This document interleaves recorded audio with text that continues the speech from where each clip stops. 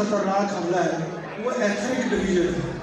دیکھیے 1947 سے پہلے ہماری کوئی پہچان تھی، لیکن 1947 میں ہماری پہچان 14 اگست کے بعد آل آف سڈن چینج۔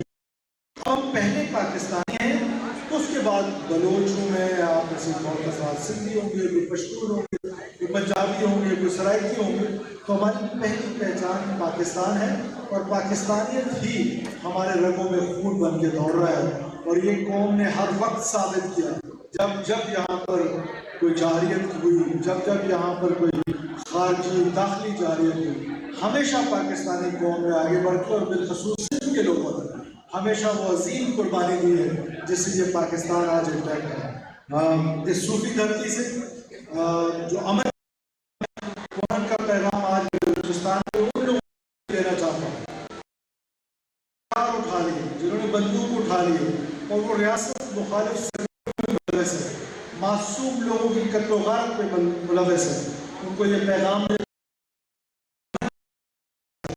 حکومت اور ریاست کے دروازے بات چیت کے لیے اور امن کے لیے ہمیشہ کھلے رہیں گے، لیکن ساتھ ساتھ ریاست اور ریاست کا آئین اور شہید بھٹو نے مجھے یہ بتایا کہ میں نے مظلوم کے ساتھ کھڑا ہوں، یہ میں ظالم کے ساتھ کھڑا ہو جاؤں۔ مظلوم کون ہے؟ مظلوم وہ سندھی مزدور ہے جو تربت پہ بیچارہ اپنی مزدوری کر رہا ہے، ایک وقت کی روٹی کما رہا ہے، اور اس کو بے دردی کے ساتھ شہید کر دیا جائے، جو کہ بلوچ روایات میں کہیں اس کا ذکر نہیں ہے۔ مظلوم کون ہے؟ مظلوم وہ خاتون ہے جس کو مستقبل کے اندر پچھلے 26 اگست کو بس کو روک کے اس کے بیٹے کو اور اس کے شوہر کو اس کے سامنے بے دردی کے ساتھ گولیوں سے چھن کر دیا گیا۔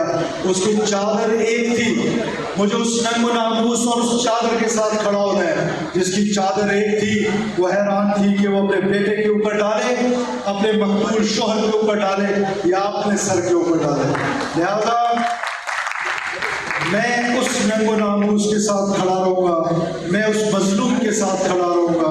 یہی تربیت ہمیں ہمارے شہید لیڈر محترمہ بینظیر بھٹو نے دی، شہید ذوالفقار علی بھٹو نے دی۔ یہی تربیت ہماری جو ہے وہ ہمارا آئین ہمیں یہ کہتا ہے، ہمارا دین ہمیں یہ کہتا ہے، ہمارا کلچر ہمیں یہ کہتا ہے کہ ہم نے مظلوم کے ساتھ کھڑے ہونا ہے۔ اور میں آپ کو یقین دلاتا ہوں کہ آپ کی حکومت وہاں پر مظلوم کے ساتھ کھڑی ہوگی، کسی صورت ہم ظالم کے ساتھ نہیں کھڑے ہو سکتے، اور انشاءاللہ تعالیٰ مظلوم کی جو دادرسی ہے وہ کر کے دکھائیں گے، اور امن کا جو سورج ہے وہ بلوچستان میں ضرور انشاءاللہ تعالیٰ پورے آب و تاب کے ساتھ چمکے گا۔